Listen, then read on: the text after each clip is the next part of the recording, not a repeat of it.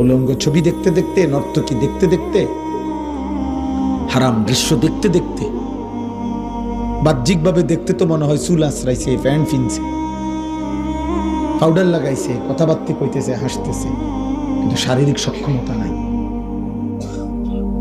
অচল হয়ে গেছে, অপদার্থ হয়ে গেছে, ধুকে ধুকে মরবে, ধুকে ধুকে মরছে।